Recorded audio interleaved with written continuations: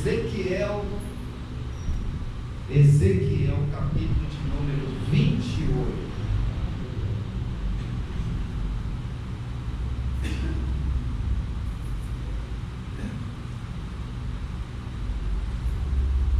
Eu vou conversar com você aqui um assunto que é não muito usual, uma teologia não muito acessível, uma palavra forte. Eu quero conversar com você aqui nessa noite, e você tem que estar. Pega meu iPhone 25 ali, por favor. Pensa que eu ia falar só assim,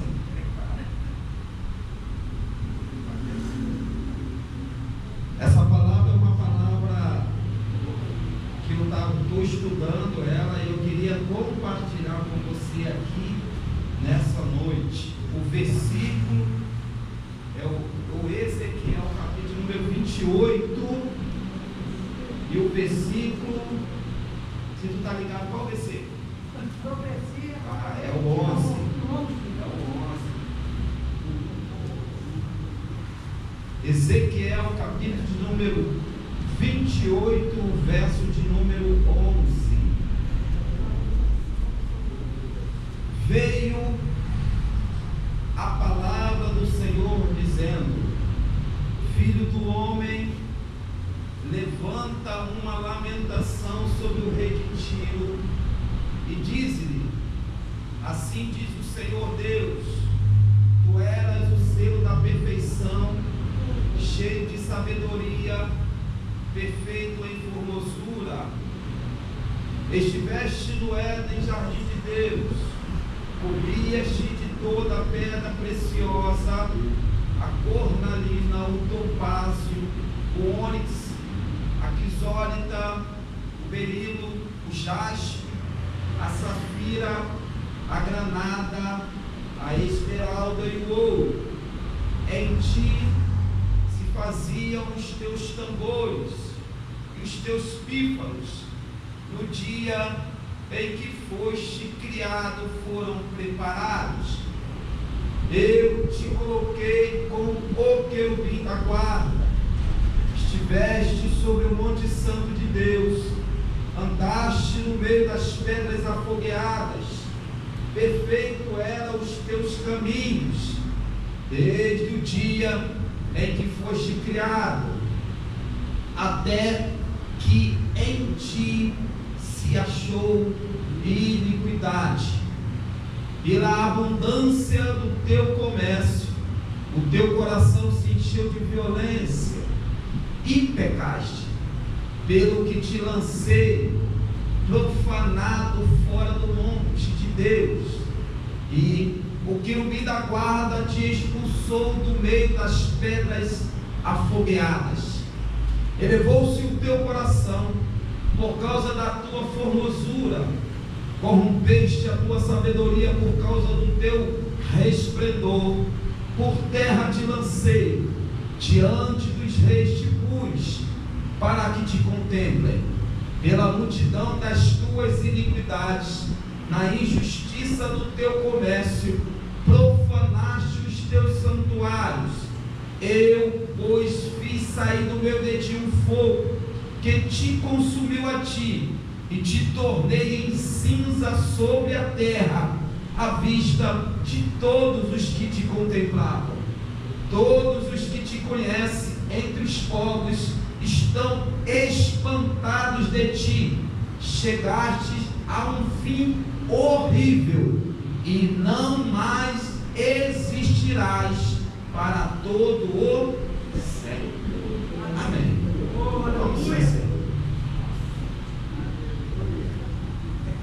Vamos lá. Escolhi um texto aqui, para quem é conhecedor da palavra, sabe que é um texto muito difícil de explanação, né?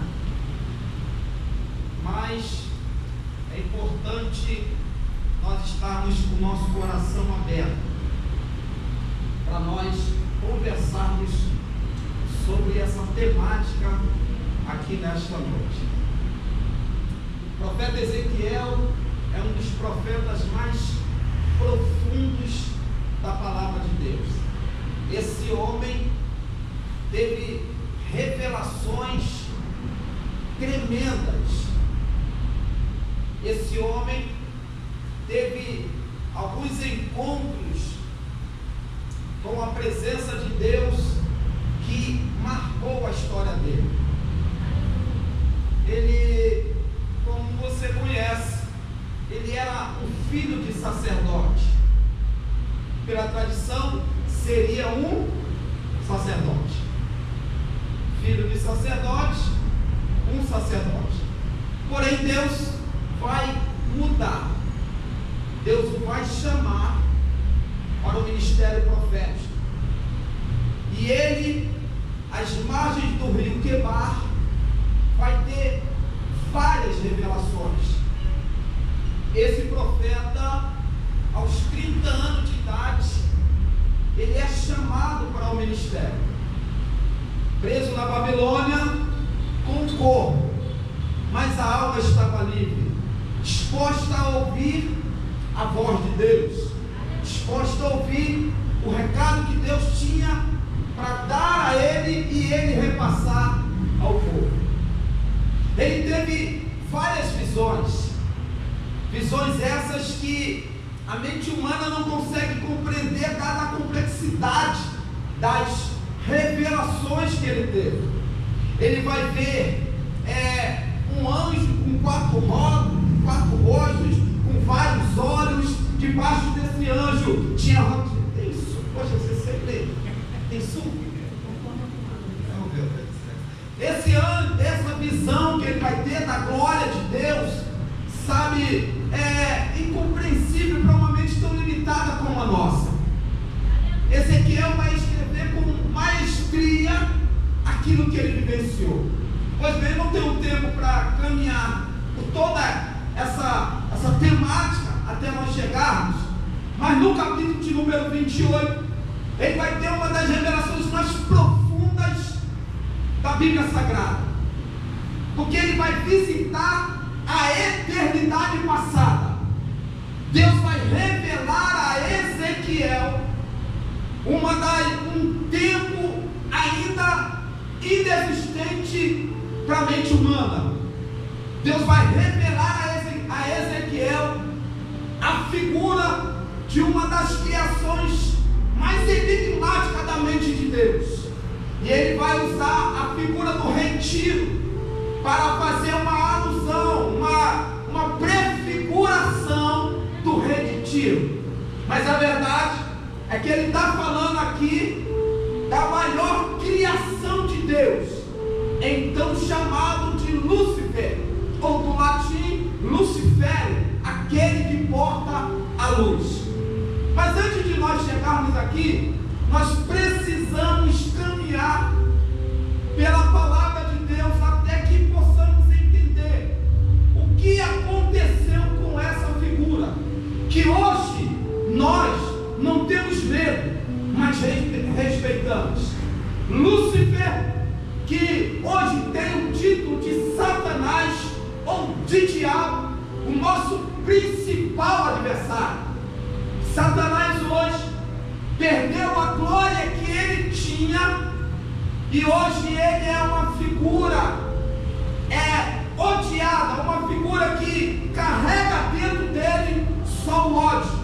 Como ele não pode tocar em Deus para se vingar, ele tenta tocar na humanidade.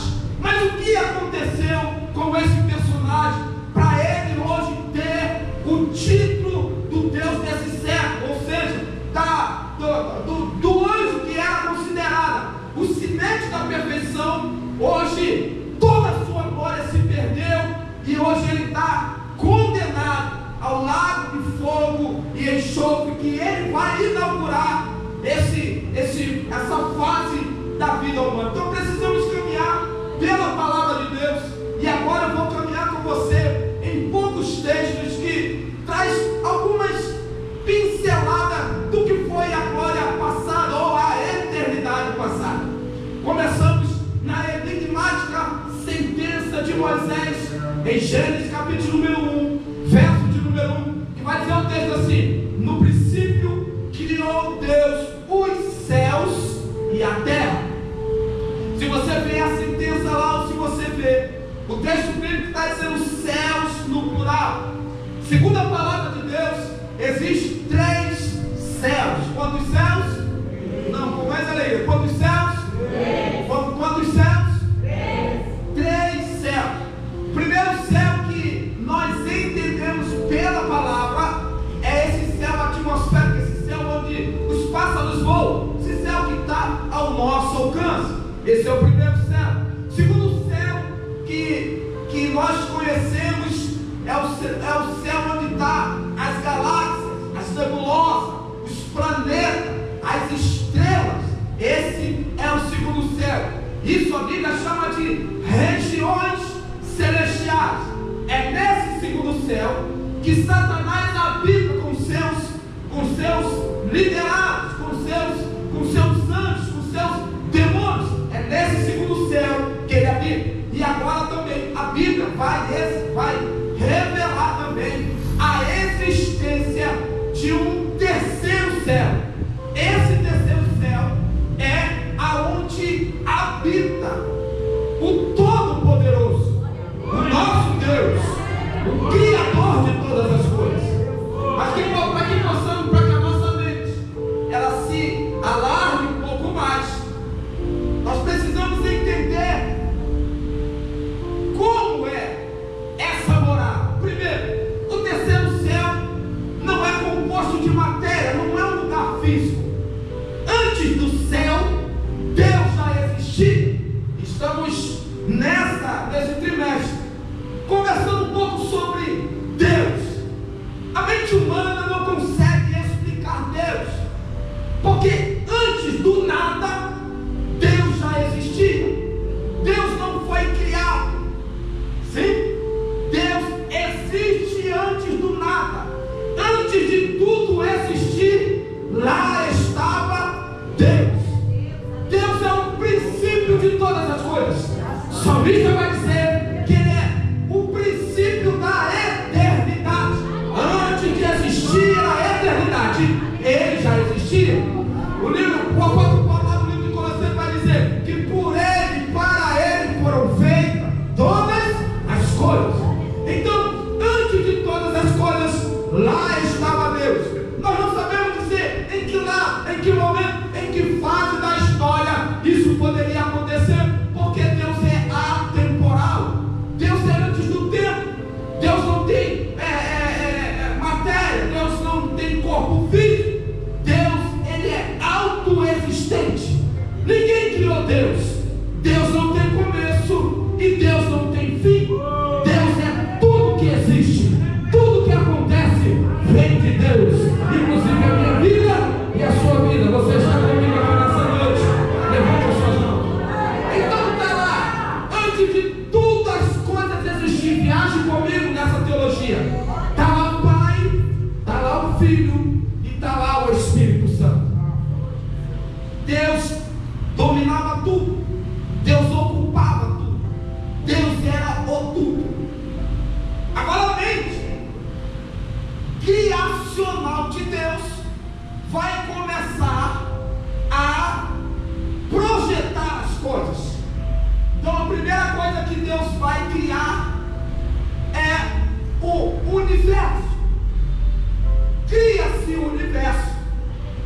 E dentro desse universo, Deus vai colocar isso que nós entendemos hoje, como galáxias, como planetas, como estrelas.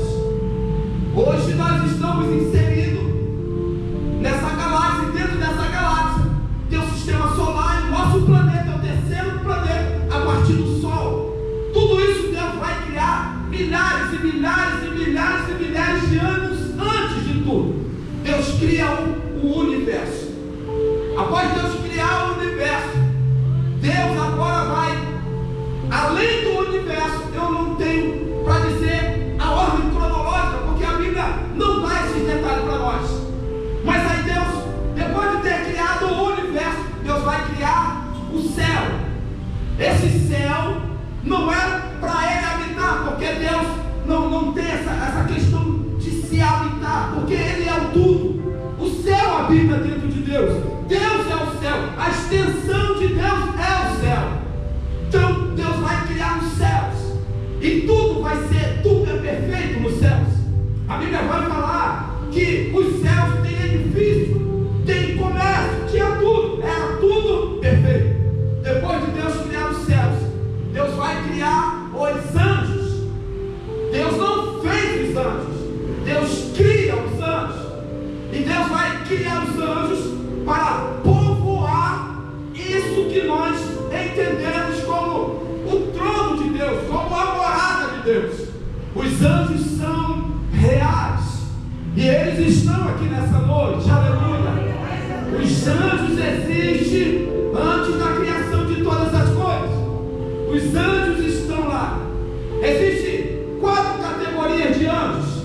Primeiro são os anjos que são aquilo que Hebreus vai chamar de espíritos adoradores, mensageiros de Deus. Anjo não aceita adoração. Não existe essa questão. Tem um anjo aqui, igreja. Não, isso é teologia inequívoca. O que está presente na igreja é o Espírito Santo de Deus. É Ele que é digno de toda a honra. Oh, aleluia. Tem adorador comigo aqui nessa noite. Deus vai criar os anjos. Esses anjos, eles vão povoar o céu. Esses anjos vão dar brilho ao céu. Esses anjos eles são exércitos de Deus. No poder da palavra, os anjos existem. Tá bom? Não foi feito, foram criados. As anjos, e os anjos existiram. Segunda categoria é os serafins. Os anjos que ardem em fogo. A palavra serafim é essa tradução mais aplicável para nós, mais entendível para nós. É aquele que arde em fogo. Isaías vai fazer uma descrição desses anjos. No ano em que morreu o rei Uzias, eu vi o Senhor sentado no alto e sublime trono. Os serafins estavam acima dele. Cada um tinha 6 asas. Com 2 cobriu os rostos, com 2 cobriu os pés, e com 2 voavam. E viram para os outros dizendo: Santo, Santo, Santo é o Senhor dos exércitos. Toda a terra está cheia da sua glória. Aleluia. Eu sinto a presença de Jesus aqui. Ele cala a sua Depois, Deus vai criar os querubins, anjos de guarda, aquele que sustenta o trono de Deus nos seus olhos. Os querubins são anjos de espada de fogo. Está tudo perfeito no céu, está tudo maravilhoso, está tudo caminhando, os anjos o adorando, imagina a harmonia, imagina esses seres perfeitos adorando a Deus, imagina esses anjos perfeitos se congratulando. Aleluia. Agora Deus vê tudo aquilo e a sua mente criadora vai se aprofundar, e tudo era perfeito, todos os anjos, tudo era muito perfeito. Só que Deus vai querer algo mais profundo e mais impactante. E é nesse exato momento da eternidade que Deus decide criar a figura mais perfeita até então. Nenhum anjo tinha o título de sinete da perfeição. Deus vai criar Lúcifer. Lúcifer já veio à existência como um maestro. Vamos para tentarmos ser entendível aqui. Lúcifer já é criado numa perfeição indescritível, inimaginável. Ezequiel, ele vai dizer aqui, o capítulo de número 28 que nós lemos, ele vai dizer assim, estiveste no Éden, jardim de Deus, cobria-te de toda pedra preciosa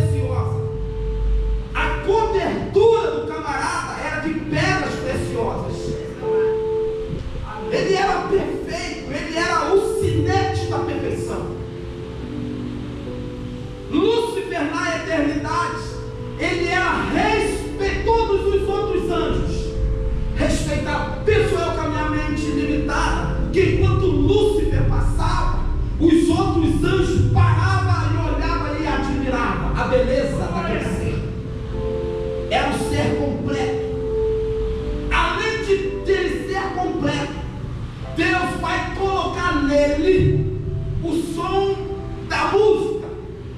Em ti foram criados os tambores e os pífanos. Ou seja, quando ele caminhava, ele andava, sons saíam de dentro dele.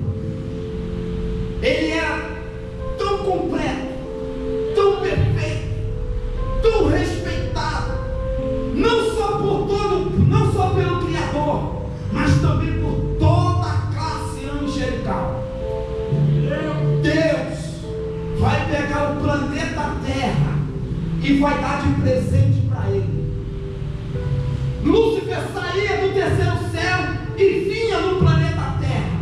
A Terra até então não era um reino mineral. A Terra não tinha ar, não tinha relva, não tinha árvore, não tinha nada disso, porque foi um planeta criado apenas para que Lúcifer morasse nele. Lúcifer vinha aqui. Livro de Isaías fala que ele era o cidade da música. Ele vinha aqui e ensaiava o louvor aos nossos antigos pais, os pais da fé. Dizia que Lúcifer era o maestro do coral celestial dos céus. Pensa no negócio complicado.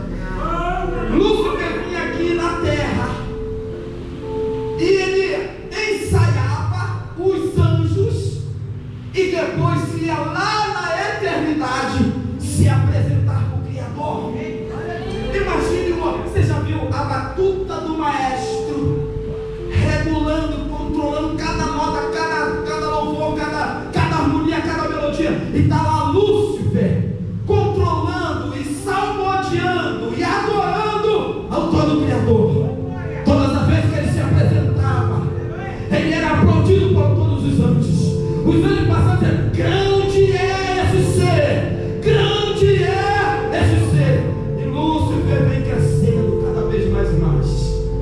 Ele vinha na terra, caminhava na terra. A terra era o seu lar, a terra era a sua casa. Até que um dia ele olha para o trono do Deus Todo-Poderoso e diz: colocarei o meu trono acima do trono dele. Isaías fala isso, que ele vai desejar ser maior do que Deus. Aí o negócio desanda, porque não tem como. Ninguém, nada, ninguém, nem na eternidade passada, nem nesse tempo, ninguém é maior do que o nosso Deus. Quando Lúcifer entenda no coração, veja, o primeiro pecado já registrado não acontece na terra, acontece no céu. Ezequiel vai falar que o coração dele se enche de orgulho e de iniquidade. Camarada, por ser respeitado e honrado por toda a classe angelical, ele vai dizer: não, mas eu quero só ser adorado por Deus, eu quero ser maior do que Deus. E o coração dele se enche de vaidade, e ele perde a noção, o sentido, e vai tentar tomar o trono de Deus. É nessa hora que Deus vai criar Miguel, o arcanjo Miguel. A Bíblia vai falar lá no livro de Apocalipse, capítulo número 12, que houve uma intensa batalha no céu.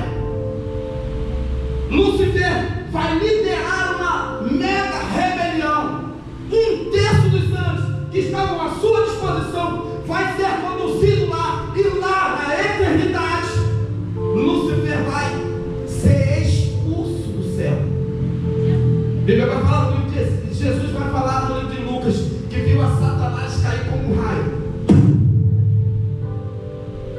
A Bíblia, a ciência fala que existe um hiato de tempo de 65 milhões de anos que o planeta Terra esteve mergulhado numa densa treva, e neve e gelo, não tinha atmosfera. Nós entendemos que a queda de Lúcifer no planeta Terra tira o planeta Terra do eixo. Só que quando houve a batalha no céu e Lúcifer foi expulso, Deus vai pegar alguns anjos e vai acorrentá-los. Está lá no livro do Apocalipse. E Deus vai esconder esses anjos em algum lugar na eternidade. Estão eles, todos eles acorrentados. Segundo a palavra de Deus, esses anjos serão soltos na grande tribulação. Meu amigo, os camaradas estão presos diante de tudo existir, eles estão presos. Quando eles serem soltos no planeta Terra, se tu não está firme com Jesus, se agarra a Jesus, amigo. Porque se tu acha que está difícil ser cristão hoje, a grande tribulação, nós não sabemos mensurar o que será a grande tribulação. Mas uma coisa eu sei, aleluia, pode vir os demônios que for, pode ser o que for, aleluia, a terra pode estar entregue a Lúcifer, porém eu, aleluia, você, estaremos com ele na eternidade, adorando a ele. Vamos caminhar com falta 7 minutos. Ô meu Pai, glória a Deus. O céu foi purificado. Os anjos caídos foram expulsos do céu. Uma parte ficou presa. Lúcifer perde toda a sua majestade. Deus vai falar que um fogo consumiu ele. Ele perde a sua beleza. Ele perde a sua eficácia. Agora é mais um espírito. Como é espírito, não tem direito a perdão e não pode morrer. Não é dado a morte. Todo espírito não morre. Lúcifer então é expulso do céu. O céu está em silêncio. A Bíblia fala no livro do Apocalipse que houve um silêncio no céu por meia hora. Lúcifer foi expulso do céu e agora está aqui. E agora Deus, alguém pensa que essa queda de Lúcifer pegou Deus de surpresa? Mas não. Deixa eu te dizer um negócio. Antes de Deus criar o universo, antes de Deus criar o planeta Terra, antes de Deus criar os anjos, antes de Deus criar os homens, Deus já tinha um plano de redenção para a humanidade. Oh, Deus, eu sinto a presença de Jesus aqui nessa manhã. Apocalipse capítulo 3 diz que Jesus é cordeiro morto antes da fundação do mundo. Então o que se entende? Antes de Deus dizer haja luz, Deus já disse haja luz. Nada pega Deus de surpresa. Nada, deixa eu ver se tem crente pentecostal até o lugar aqui. Nada pega Deus de surpresa.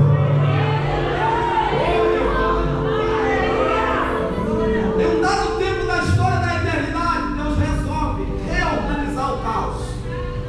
Salmo 104 diz que Deus vai sentar nas asas de um querubim e vai sair do terceiro céu em direção ao planeta Terra. Quando Deus está se aproximando do planeta Terra, não é mais aquele planeta lindo, não é mais aquele planeta onde se habitavam os anjos. É o caos, é a escuridão, está tudo fora do lugar. Primeira coisa que Deus vai chegar: haja luz.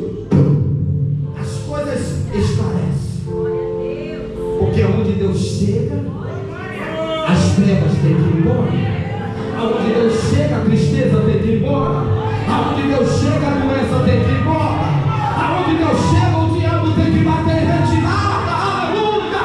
Você crê nessa palavra aqui? Diga amém.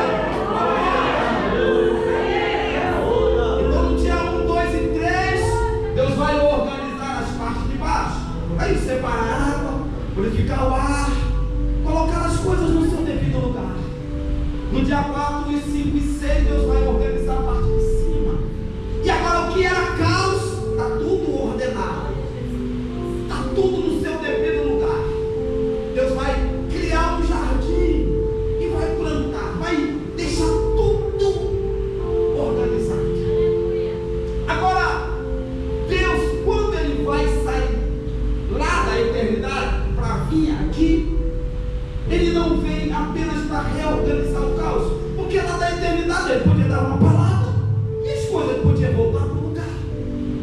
Ele gosta de nos surpreender. Deus gosta de fazer as coisas para complicar, depois descomplicar, depois descomplicar. É um negócio desse mais ou menos que esses caras gostam de dizer. Deus vai sair lá da eternidade e Ele vai vir aqui numa missão: criar a sua última obra, que é o homem. Agora Ele não vai dizer haja luz, Ele vai dizer façamos o homem. O próprio Deus veio na terra e meteu a mão no barro. Gente, o ser humano é composto de 70% de água e 30% de matéria. A matéria que há dentro de nós basicamente é tudo que tem na terra. É a tipificação, é a valorização do barro. Deus vai criar o homem do barro. Gênesis 1:26, fez Deus o homem. Gênesis 1:27, criou Deus o homem. Entende? Fez o homem. O que é fazer? É pegar o barro e moldar o homem. Começa das pernas, dos pés. Ele vem moldando o homem. Isso é fazer. Fazer de algo que já existe. Ao verso 27 vai dizer: criou Deus o homem. Primeiro Ele vai fazer o homem. Então o homem, ele está deitado, é um boneco, não tem vida, é apenas um boneco. Aí, quando Deus vai criar, é fazer do nada. É o sopro de Deus. Deus sopra na narina do homem e o homem abre os olhos, fica de pé e enxerga. Aleluia, a glória de Deus. Adão está de pé. Agora não é um espírito, agora é uma matéria que pensa, que tem olhos, que tem toda a nossa composição corpórea. Agora, quem está de testemunha ocular de tudo isso? Ele, Lúcifer, está numa alta esquina observando, e aqui entra a nossa mente, e eu penso assim, porque os anjos eram perfeitos, os anjos não têm corpo, os anjos eram espírito perfeito, e agora Deus vai criar um corpo humano, e Lúcifer vai dizer: que coisa é essa? Que é isso? Aí Deus vai pegar Adão e vai falar assim: Adão, vem cá, eu vou te dar algo, Adão, que alguém perdeu. Eu vou te dar algo, Adão, que alguém não valorizou, Adão. Você pode ter todas as falhas e quedas, Adão, mas eu vou te dar algo. E eu posso imaginar Deus olhando nos olhos de Adão, e Adão olhando para Deus, e Deus vai colocar em Adão, talvez cumprir, talvez fazer alguma coisa, mas vai dar a Adão a única coisa que Lúcifer tinha como missão no céu, que era adorar o Criador. Lúcifer só sabia fazer isso, e foi para isso que ele foi criado, para adorar o Criador. Agora Lúcifer não valorizou, perdeu. Só que nada e nem ninguém pega Deus de surpresa. Deus tira do Lúcifer e vai entregar na mão de Adão. Pega, Adão, valoriza, porque quando você estiver em perigo, Adão, adore. Adão, quando você não souber o que fazer, Adão, adore. Adão, quando você não entendeu o que está acontecendo, apenas abra a sua boca e adore, Adão. Adore, Adão.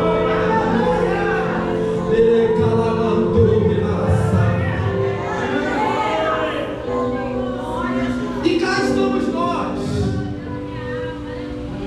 Quando Lúcifer pensou que estava acabado, aí vem Deus e cria a humanidade para glorificá-lo e exaltá-lo.